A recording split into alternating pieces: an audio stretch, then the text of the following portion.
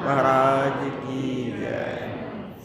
बंदाऊं गुरुपद कंज कृपा सिंधु नर रूप हरि, महामोहतम पुंज जासु वचन रवि करनी कर। धन्य धन्य सतगुरु सुखद, महिमा कहीं न जाय। जो कुछ कहूँ तुम्हारे कृपा, मोते कछु न बसाए। बोलिए प्रेम से श्री सद्गुरु महाराज की जय। श्री सद्गुरु महाराज की जय। श्री सद्गुरु महाराज की जय। उपस्थित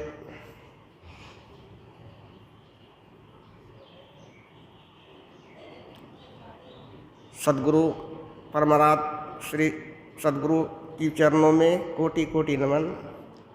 मंचासीन बाबागण की चरणों में नमन। उपस्थित सत्संग प्रेमी महानुभावों, माताओं एवं भक्तिमती बहनों, अभी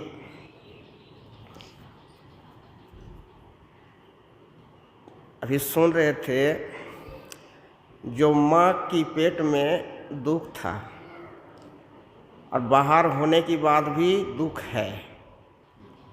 इस दुख को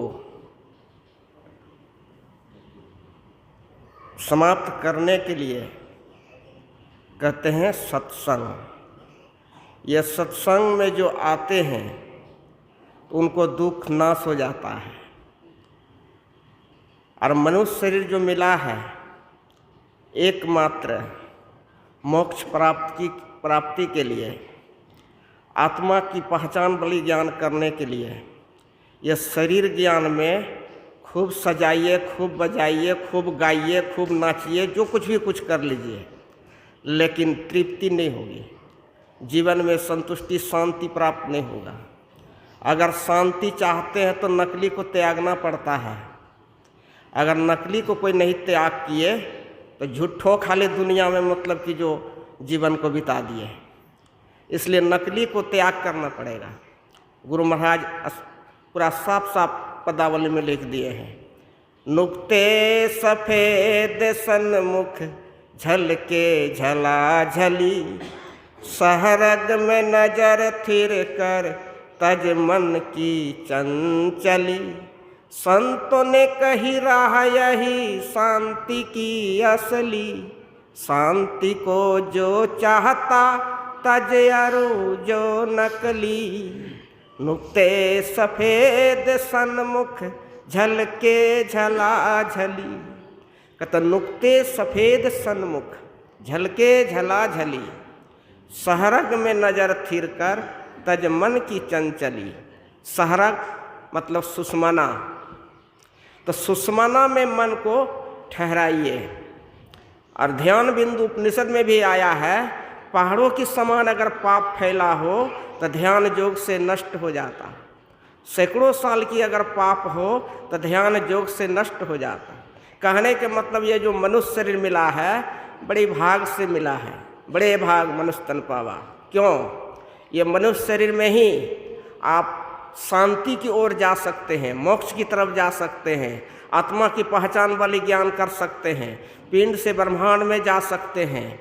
और इसी कारण से मनुष्य शरीर मिला है, यही काम के लिए। और दुनियादारी को रिझाने और बुझाने में और पूरा मतलब कि जो लंबा लत बढ़ाने के लिए नहीं। क्यों? तो अपने को ही सुख नहीं तो फिर दूसरों को सुख कैसे दीजिएगा? तो अपने आप को जानिए। अपने आप को जानने के लिए ही मनुष्य शरीर मिला है। जो मैं कौन हूँ, मैं कौन हूँ, दुनिया जान लिए, शरीर को जान लिए, उसके बाद फिर मतलब 84 लाख जोनी में चले गए। कौन भारी भारी काम किए आप? तो संत लोग जो कहते हैं अपने आप को जानिए, मरने के बाद फिर मनुष्य शरीर प्राप्त कीजिए। तो मनुष्य की काम यही सत्संग है। इस तरह से हम लोग मनुष्य शरीर में आए हैं और गुरु कृपा कर दिए हैं, जो सत्संग मिल गया। बिनु प्रयास से ही दुख का नाश हो जाएगा। बिनु प्रयास से ही, बहुत परिश्रम की जरूरत नहीं है, आराम से। इसलिए कहते बड़े भाग पाइए सत्संगा और बिनु प्रयास भई भवभंगा। यह दुख का नाश हो जाएगा सत्संग के माध्यम से। तो सत्संग दो प्रकार की होता है। और दोनों प्रकार की सत्संग जीवन में करना पड़ेगा।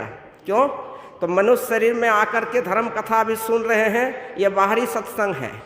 और इसमें से फिर गुरु भेद ले करके जो मानस जप और मानस ध्यान करते हैं और दृष्टि साधन करते हैं, तब वो दुख से धीरे धीरे छूटते जाते हैं। दुख से छूटने के लिए ही मनुष्य शरीर देते हैं परमात्मा ने। कितनों जन्मों का दुख, जन्मों जन्मों का दुख, इसी जन्म का दुख नहीं, जन्मों जन्मों का दुख। भीष्म पितामह, उनका शरीर में पूरा बाण लग गया, तीर मार दिए अर्जुन ने, एक जगह कहीं खाली नहीं था शरीर में। तो भीष्म पितामह कह रहे हैं भगवान से, भगवान हम तो कुछ गलती नहीं किए अपने ख्याल से, लेकिन ये जो नतीजा क्यों? भगवान कहते थोड़ा आगे बढ़ करके देखिए। तो भीष्म पितामह देखते हैं 100 जन्म तक कोई पाप नहीं, निष्पाप थे। लेकिन कहता है कि जो फिर ये नतीजा, कहता 101 में देखिए। तो 101 में देखने का उसको क्षमता नहीं था, शक्ति नहीं था। तो उन्होंने क्या देखा? वो कहते हैं कि जो भगवान हम तो नहीं देख रहे हैं, लेकिन कृष्ण भगवान कहते हैं कि जो हम देख रहे हैं। 101 जन्म में आप राजा थे, लेकिन कहीं जा रहे थे धनुष बाण लेकर के, और एक रास्ते में सांप मिला, उसको बाण से उठा करके मारे तो एक कांटा के झुंड में जा करके गिरा। कांटा के झुंड में गिरा तो पूरे शरीर में उसका कांटा चुभ गए, इसलिए वो बहुत दुख से वो शरीर को त्याग दिया।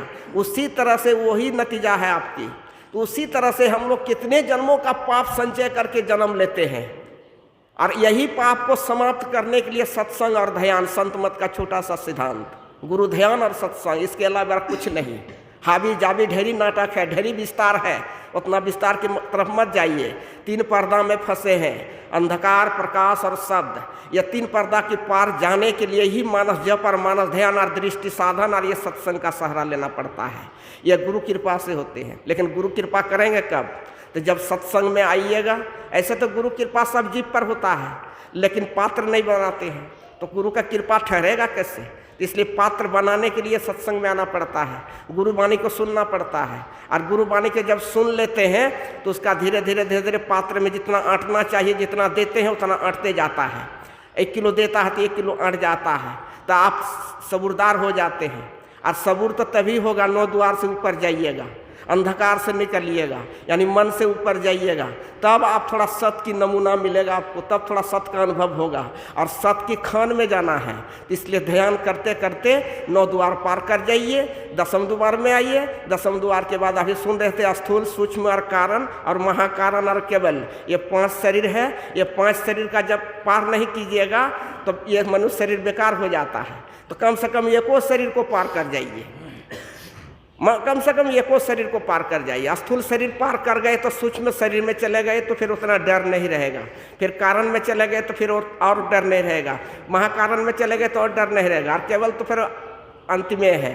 तो कहने के है कि जो 5 शरीर होता है। अभी सत्यवान सावित्री के बारे में सुन रहे थे, तो कहने के है कि सत्यवान माने उनकी सावित्री सती थी। तो यमराज जब उनका प्राण को ले जा रहे थे तो वो पीछा लग गया, फिर उसको लौटाया। कहने का मतलब यह है कि जो मनुष्य शरीर में आ करके अगर यदि हम 9 द्वार अंधकार को पार नहीं किए तो जीवन आपका बेकार जाएगा। यही थोड़ा सा सेवा में कहे। बोलिए प्रेम से श्री सद्गुरु महाराज की जय।